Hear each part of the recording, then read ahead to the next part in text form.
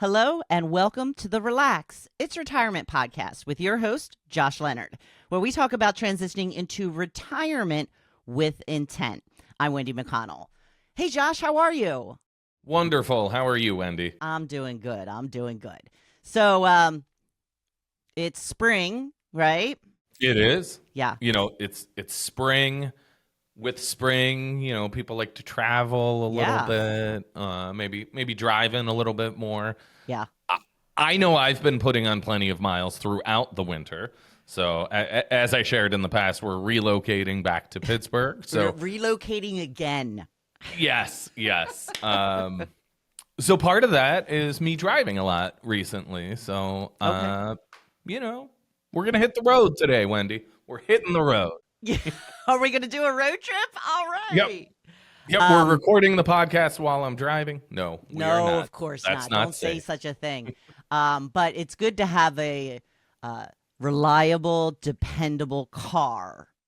I would agree. I mean, the drive from St. Joe to Pittsburgh is 6 hours, and especially in the winter. Now it's warm, so, the weather's been a little bit better, but the last thing that you want to happen is be stuck on the side of the road in the middle of nowhere in the winter in the freezing cold. Absolutely. So reliability is really important to me. So we're going to talk about car buying and run through some options, pros and cons of each. But little birdie told me that maybe you bought a car recently, Wendy. Is that true? I did. Well, my husband did. We're a team, so we bought a car. Yes. We actually had to because my husband. We're in the midst of woods here. I don't know if you're familiar with the New Jersey Pinelands. Okay. I am not, but My husband drives through them each and every day on the way to work and the way home from work. So he has met up with a deer more than once. oh, okay. And this last run-in, figured, literally with a deer, cost him his car. Oh no. Oh no. So we had to go buy a car without a trade-in, which I've never had to do before. So it was totaled. It was totaled. Okay. Oh no. He was okay though. He was totally fine. Yeah. Just angry. Just angry. We found out that those deer whistles do not work. Oh, okay. Well, now we know. Yes. Sorry, Walmart. You are selling less deer whistles. But yes, I can bring some real life experience to this conversation. Awesome. Yeah, I think each purchase is certainly unique, but we'll run through today some of those, typical situations that we look through. I think the first one is buying new versus used, right, Wendy? I mean, we, many times we think, buying used is going to be the cheaper route, right? Mm-hmm. And, other people say, you know what, I only like new cars because I don't know what happened to this car in the past, That's right? true. So, I'd say to me, the biggest pro of buying a new car is, it's brand new, right? It's got that new car smell. Hopefully you have like a strong warranty with it. Maybe they'll change the oil for, 3 years and make sure everything's running well. You get that new technology too. So, yes, that's always good. That could be a pro or a con. I know we've certainly heard from clients that, they get a new car and they're driving down the highway and it tries to keep them in the lane and the car kind of jerks them and it's shocking. So My car is so old, I still use a key. that's good. And it's only from 2018. I mean, it's not that terribly old. But you still have a backup camera, right? That is the only thing I have. You have Bluetooth too, right? Yes, you're right. I do. Do you have remember when but, Bluetooth was like a premium feature in a car? But I don't have the big screen, the touch screen, or anything like that. If I want to change something, I got to pick up my phone. That is illegal, I'm sure, in New Jersey as well. It is. I mean, I didn't say I did it. I said I had to do it if I wanted to. Yes. That's right. Yes. And you certainly pull over, put the car in park. Yep. Before picking up the. Right. Well, I don't always put it in park, but most, it depends. If I'm just, no, I put it in park. I do. On the record, we put it in park. I think increasingly, I'm kind of glad that some of this technology exists to alert people because way too many times driving on the highway and stuff, I see people just totally staring at their phones, which is kind of terrifying. And the new car, that my husband has, I think he rides too closely to the car in front of him, and I'm always like, like this in the car. And apparently, his new car has a feature where they'll stop the car for him if they don't believe he's got enough time. So when he told me that happened, he goes, apparently the car agrees with you. I follow too closely to the car in front of him. I've noticed that on the highway, so I'll use cruise control a lot in good weather, and a lot of the newer cars have adaptive cruise control where you can set, hey, do I want a longer distance, medium, or shorter distance? To me, that shorter distance doesn't seem like a shorter distance, so I might be in your husband's category where, I've been maybe driving a little too close by automotive standards. It's 5 car lengths. Which does not happen very much in traffic, let's be honest here. But that technology can certainly be helpful. I laughed years ago. We had a car with a backup camera, and I didn't realize how used to that technology I got. Mm-hmm. And I had a rental car out in California, and I was staying at a hotel and went to back out of the spot and noticed my eyes go to the radio because this rental car did not have a backup camera. And I'm looking at the radio and started to move backwards. And I, sort of panicked and stopped myself and thought, oh my gosh, it's not I'm showing blindly me. backing up a car now. Yes. So certainly that technology can be a pro or a con, but adapting to that, or if you're used to something like the backup camera, or the lane assist or blind spot monitoring, a lot of these technologies that have become pretty commonplace now, if you buy a really old car, you might not have all those. So, certainly that could be a pro to the newer car. I think the con is that, you drive it off the lot and you lose a bunch of money, right, Wendy? Yeah, that is true. On average, they say it's 20 to 30% of the value. I think during COVID, we had some odd situations there. I think right now we're kind of in a unique car market as well, with the tariffs and uncertainty there. Right. I know there was kind of a rush of people trying to buy cars. So sometimes we can be in unique situations where we're not losing that value as quickly, right? We might actually be able to sell it for a little bit more. In general, though, the car is going to lose a lot of value as soon as you drive it off the lot. Does that really matter, though, if you're planning to keep it for, say, 3 to 4 years? The initial depreciation? Yeah. Does that matter? I would say yes, because you have a depreciating asset that the largest part of the depreciation is driving off the lot really in that first year. I got you. I guess other con of buying new is, it's more expensive than used, right? Yes. We certainly have a little bit more upfront. I'd say buying used, though, the pro is, well, we're going to save money, right? It's better value. The sweet spot, they say, is between 4 and 10 years. So I think the bulk of that depreciation's in the first 4 years. So if you're looking for a new-ish vehicle, maybe looking 3 years out, like someone that turned in a lease that maybe they didn't put that many miles on, or they were very gentle with it. That's easy to find. Well, I think right now that's hard, right? I mean, you recently bought, right? Was it buy, lease, new, used? We buy. We always purchase. Okay. Yeah. Why always purchase, Wendy? Because I like to own. I feel like a lease, maybe initially leases were a good deal when you didn't have to put money down. But once you start to have to put money down, I'm like, okay, well, what's the point of this? Yeah.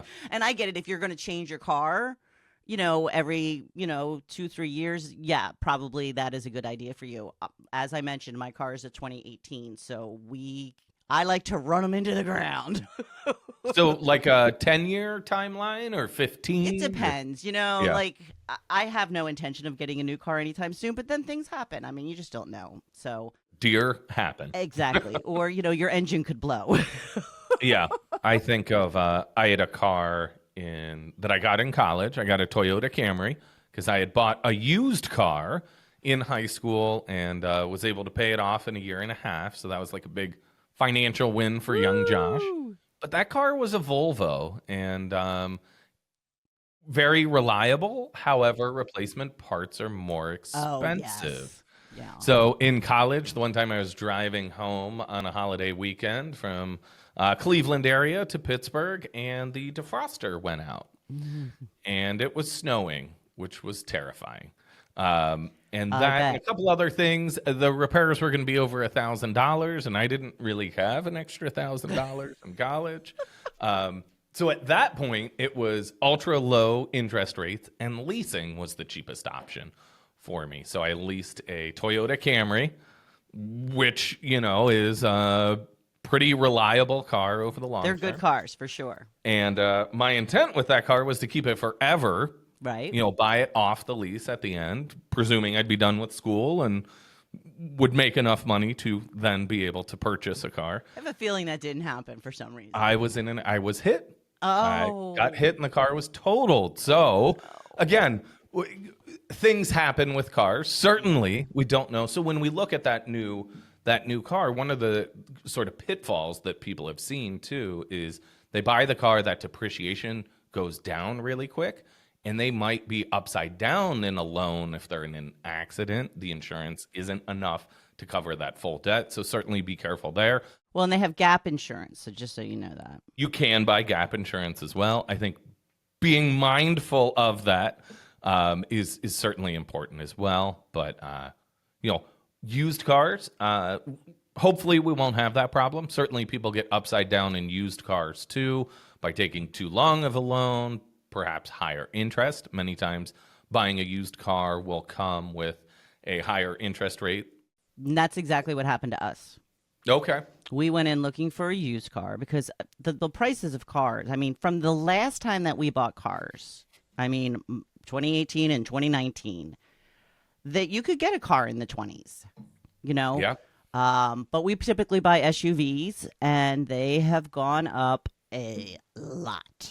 Yeah. So we drove a couple of used cars. My husband didn't like either of the ones that he drove, and then all of a sudden the saleswoman is getting into all the questions, and she's like, well, your interest rate's going to be like 4 to 7% for a used car. She's like, but we can get you a deal if you buy new. So she talked us into it because, I don't know, I guess we're gullible. But we got a deal where it was a 5-year loan, which I will never go more than 5 years, But again, these payments are so much more than we're used to because the prices are so high. But we got a deal at 1.9%. But if we could have managed to pay it off in 4 years, we would have gotten 0% financing, which I really, really tried. But I was like, that payment's just too high. I really just don't want to commit to that payment. So we got 1.9%, which I thought was pretty good. Yeah, certainly so. Right now, interest rates are quite a bit higher, right? If we look at, general interest rates around 4% now. So 4 to 7% for a used car makes sense. What happens many times with the manufacturers is they have their own financing wing. So they can, wheel and deal. Yeah, they have a little bit more flexibility there.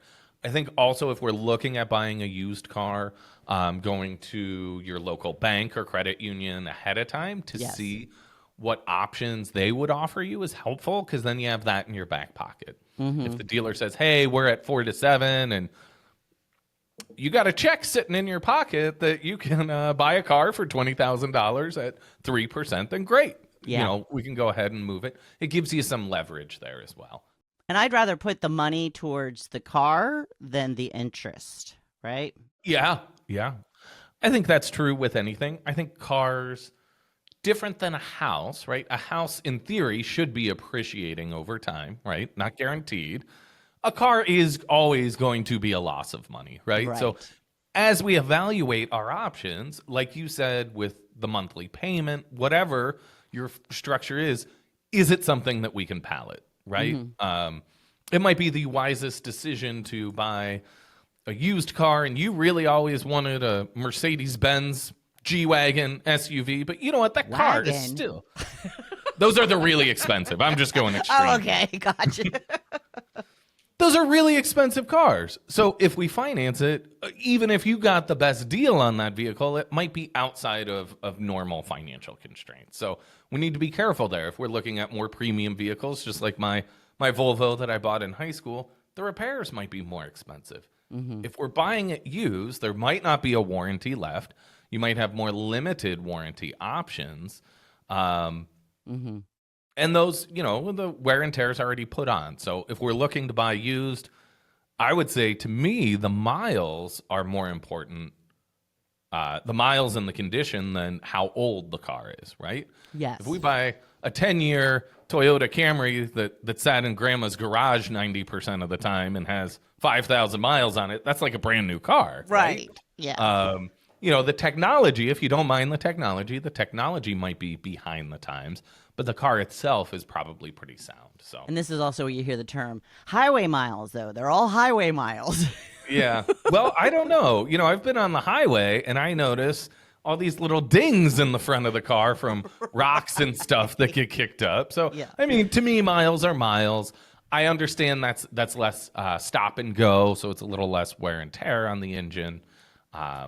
But, miles are miles, right? It's been used more is yes. what we know from the miles. There's a lot of options for like Carfax, the vehicle history reports. Of course, obtaining that information is helpful. Not a guarantee that you won't miss something. So we need to be a little bit more careful in buying used. In theory, if we're buying new, right, it should be fresh, new, and perfect. Although there are recalls on new cars. Yes, there are. There's no guarantee on that. Lots of them sometimes. Yes. Depending on the manufacturer, maybe more than less. I think to me, between buying new and used, sometimes it comes down to, what you prefer to, right? If you're someone that is okay eating the cost of that newer vehicle, fine. Just consciously know that you're spending more money. Don't think that you're saving money. Angela in our office will drive a car. I think she had one that was like 300,000 miles. Oh, wow. She puts a lot of highway miles on. She doesn't care what it looks like as long as it works, right? Right. And she'll tease me because I'm sort of on the opposite end of the spectrum. Most of our vehicles are newer, and I'm spending more money on them. Right. But I don't need 2 extra vehicles to switch them out when the other ones don't work. Well, that's true. Yeah. A friend of mine had said once, we always have to remind ourselves, we're not Mercedes people, we're Hyundai people. Yeah. And you know what? There's such a reality of that premium car is premium, right? Like they might be really well-built cars, but it's going to cost more money, right? There is something. And to repair, as you mentioned. Yeah, absolutely. To repair, many times to insure, too. They're more expensive. It's one of those things where I was very into cars for the longest time, and Mercedes was my dream car. I'm like, I want a Mercedes, this, that, and that. And now it's just like, I think because of the deteriorating value of it, like it's something that's just not worth it to me anymore. Like, yeah. I don't really like being seen in my old car that, has like little bit paint coming off here and there or whatever. But you know what? I don't know. I also don't have a car payment. Yeah. And you can spend money on fun things like #Taylor Swift. Taylor. Right? and I think that's the balance, right? We all have financial constraints. If you love cars and that is like your passion, right, then cool, spend more money on it. If you want to do other things, though, spend less money on a car, right? Right. For most folks, we need a car, right? Unless you live in New York City or, a major city center, it's an expense that we need to have. Right. So if the goal is minimizing that cost as much as possible, probably buying used is going to be your best bet, right? Yep. Look for reliability, something with low miles, low wear and tear. That's probably going to be your best bet there. Now, doing your due diligence, in terms of looking at that history and everything, that's going to be a big plus. If you want a newer vehicle, let's talk through leases versus buying. So, leasing a vehicle, typically a standard lease is 3 years, 12,000 miles a year, right? At the end of that 3-year time period, you give the car back, right? Now, hopefully, it's not covered in dents and you're not thousands of miles over, because then it's going to get expensive. Well, and that's another reason we never lease. We drive a lot. We drive a lot. We would go over the miles every single year without question. So there is an out there, Wendy. You buy the car at the end. So if you love the vehicle We did this. We bought a Toyota 4Runner years ago. Well, we leased it. At the time, it was very expensive, which now, in hindsight, man, were those things cheap back then. Those were the days. But, at the time, it seemed like a lot. And certain vehicles, like the used car market for 4Runners, at least at that time, I can't attest to it now, they have such a following that like the prices were, you could buy a 15-year-old one with 200,000 miles and it still costs a lot of money. Well, and there are certain cars which we won't get into that hold their value. Certain manufacturers that hold their value a lot more than other manufacturers. Absolutely. Yep. So for us in that decision, we had weighed the options and it made sense to lease with the intent to buy at the end of the lease. Okay. The internal cost was cheaper than financing over that same time period. I gotcha. So sometimes, that's something to weigh out. A lot of people like leasing cars because they like a new car every 3 years. Right. Right? Yeah. And if hey, on average, I drive this amount, you can do high mileage leases too. You want to structure it properly. But that can be a way to, have a nice new car if that's what you're looking for. Yeah. I would say another pro of the lease is that the monthly payment tends to be lower. And it's predictable, right? Most new vehicles have warranties, maybe even a service thing. So your cost is pretty well documented. If that monthly lease cost is affordable, that is the bulk, right? If you buy used, you might have a low payment or no payment if you paid cash, right? But the maintenance becomes a little bit of a question mark as the car gets older, right? We are going to put some more money in. I would say the biggest cons are, like you mentioned, the mileage limits, right? We are limited on how many miles we can put on. Anything above that, we're paying so much per mile to add any additional miles on. And that adds up. Terrifying. Yes, that adds up quick. I think an interesting thing that happened there was actually some leases with equity in them. So during COVID, with all these crazy spikes, and it might be occurring now again too, because the car market's a little weird right now, people were bringing in leases that the buyout value was drastically lower than the current value of the vehicle. So if they bought it off the lease and then turned around and sold it, maybe they could make $4,000. Wow, nice. If you're in that situation, then the mileage limit doesn't matter, right? Because you have some equity in the vehicle. Sure. That is not something to plan on, right? These are anomalies. That's very rare. This is not the normal, right? We need to be careful, at the end of the lease too. Like we have kids, so we have food that gets crumbled all in the back, right? If the wear and tear is really high on the vehicle, not only the miles, we can get hit hard there too. Yeah.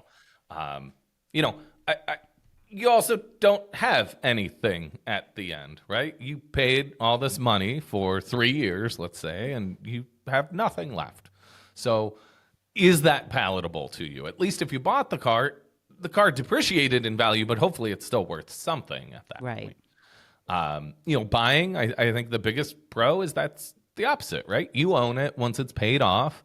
Hopefully you still have many years before it needs a lot of work, and you get kind of that sweet spot where you're paying insurance, gas, maybe regular maintenance, oil change, tires, brakes, that kind of stuff. If you can keep a car for 7 to 10 years, it becomes a lot cheaper than that perpetual lease or buying new, every couple of years. And you're a 10-year, right? You're 2018 for your current vehicle? Yes. So you aim for 10 plus, is that? I don't aim for it. This is the longest I've had a car. I mean, Okay. The longest I had before this was 7 years, and then I got into an accident and totaled that car. I'm seeing a trend here, Wendy. My husband did the other one. Well, not just me. But I have traded in vehicles before, and they give you, that's where your wiggle room is.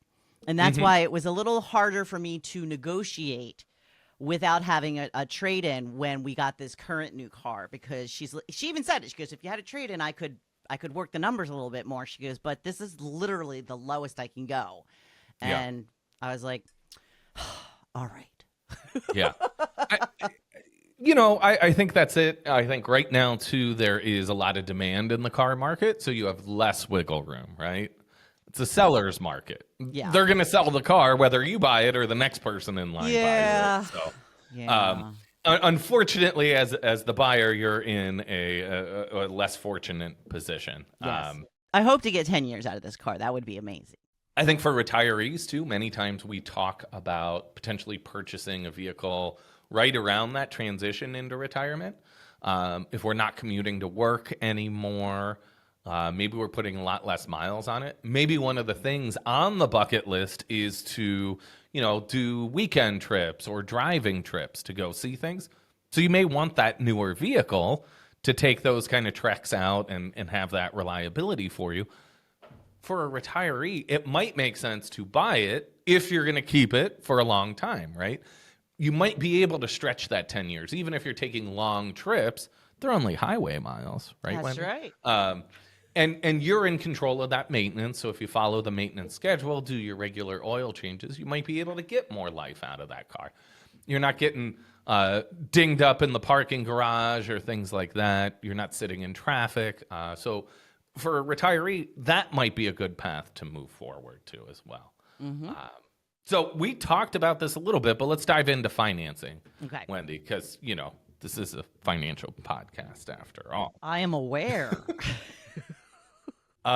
We had mentioned there checking on loan terms before you go to the dealership, right? So credit unions, banks, they can many times offer better rates, or they might have teaser rates for a period in time. So if you walk in with that pre-approval, it gives you more negotiating power, right? So as you're sitting down, if you got an offer in your back pocket, you can wheel and deal a little bit more. Yeah. Many times you can have a shorter term, so like a 3-year loan, less time, lower interest rate, you pay less in interest, right? Your net cost of the vehicle would be less. Now, of course, as you mentioned in your scenario, okay, that 0% interest looked awfully good, but that payment did not look good. It was a little out of my comfort zone. It's a balance, and I'd say always watch. Anytime I've walked into a car dealership, they're like, well, what do you want on a monthly payment? And I'm like, I don't care what the monthly payment is. How much am I paying for the car, right?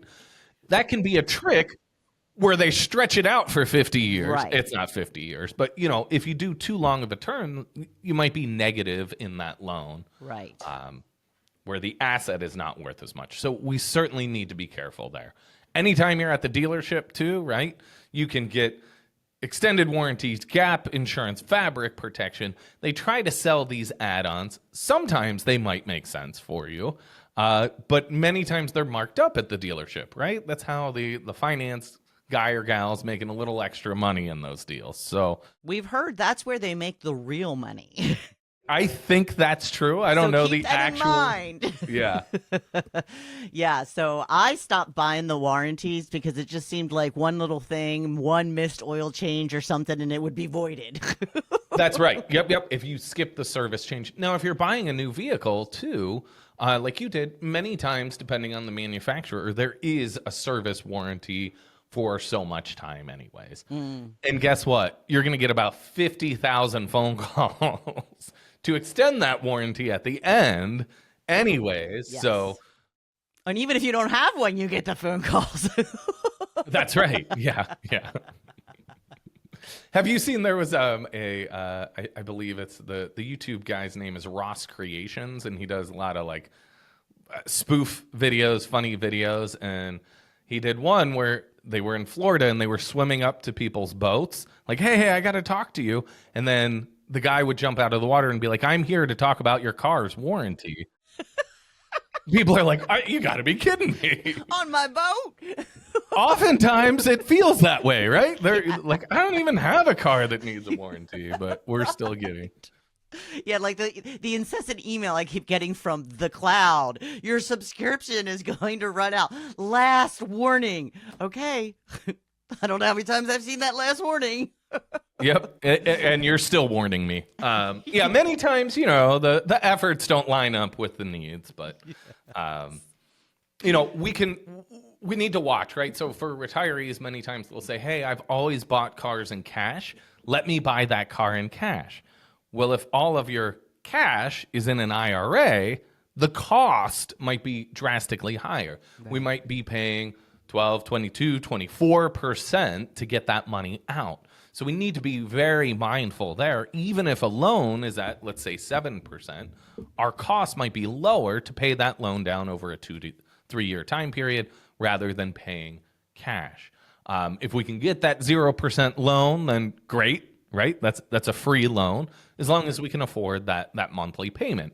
If we need to take too much money out of an IRA where we're bumping up a tax bracket, that 0% interest for our personal finances is quite a bit higher in cost. So we have to be careful there. That's where tax planning comes into play too. So we have to be careful there. Check with your advisor. If you're doing all that planning, you should be able to quickly see, hey, what if I increased my monthly income by another $100 or $200 to cover the increased cost of this new car purchase? How does that affect our tax brackets and long term? Lots of things to consider. I think so. I think, we need to just balance that out, right? Like anything in life, we need to balance out what our desires are with the needs. Wendy might want that Mercedes-Benz, but Super Bowl and Taylor Swift are going to be more memorable experiences, right? We're going to lose that gratification of having that Benz a lot quicker than I can make jokes on Taylor Swift and Eagles tickets. So memories. That's right. I mean, they won the Super Bowl, right? You can't. Yeah. It's my daily reminder. Sorry, Pittsburgh. Yeah, my youngest son, Isaac, is getting real into hockey now, and he has recently become a Penguins fan and really talks about Sidney Crosby a lot. And he told me the other day, he goes, Dad, I think the only good hockey players play on the Penguins. And I was like, they didn't even make the playoffs this year. So hey, now that's going to be a hardcore fan. It's been like a great franchise. Reality's disagreeing with you right now, but and how old is he again? He's 6. So. 6. Oh yeah. It's that's good though. Loyalty, you have to be loyal to your teams. Well, and I think his determination. Last night we were watching him and his learn to play, and he's falling all over the place, reaching with the stick, trying to get control of things. And his, perseverance in trying to learn the game and that's hard. It's hard to ice skate, let alone play a sport while ice skating. I agree. So very admirable.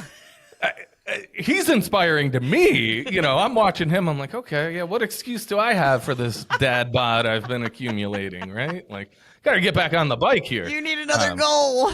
And I need another Leadville, right, Wendy? Anyway, so, to wrap things up, we just need to make sure that our car purchasing is aligning with, what's most important to us. If we're looking for value and minimizing that cost because we're trying to cut the budget, let's look at a 4-year-old Toyota Camry, right? We don't need the new Mercedes-Benz. Let's look at, more positive financing terms. If we have some flexibility in the budget, okay, great. Maybe we make a purchase knowing it's not the cheapest option, but it's a desire that we have. That's a balance. It needs to be able to fit into your plan and make sure that you're not derailing yourself for the long term. Yeah, right? Don't become car poor. That's right. Yep, car poor, house poor. We all do these things, right? We're a consumer society. We want to have that really nice brand new car, but sometimes the cost is prohibitive. Yes. So buy something that lasts, right? And we'll get the most out of it. Dependable car is the way to go. I hope this was useful to everyone. Thanks, Wendy, for sharing your personal stories in here, too, with your recent car buying experience. Thank you, listeners, for tuning in. If you want to talk through a potential car purchase or weigh out your options or how that might fit into your plan, feel free to click in the show notes and schedule a 15-minute call with me. We can talk through it from there. If you haven't already, make sure to subscribe to the podcast, share with your friends and family, and feel free to reach out. Until next time, remember to retire with intent so you can live your golden years with the happiness and excitement you deserve.